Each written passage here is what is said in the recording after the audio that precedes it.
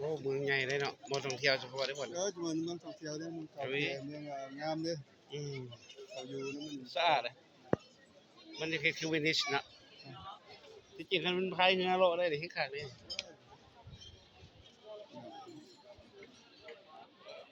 เกมันก็สิมีเมืองไปจักอืมเมืองบ่มี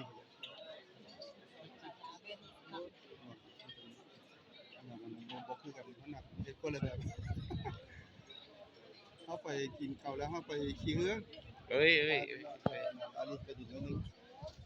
เอาก็สิชั่วโมงครับกลับมาไปรอในเมืองมันอืม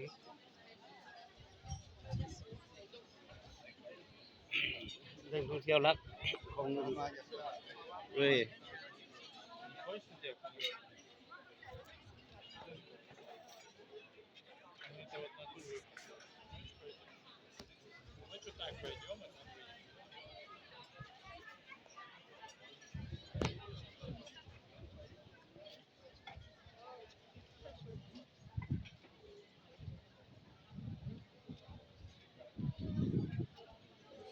โอ้แล้วมันไหลลงนี่น้ำ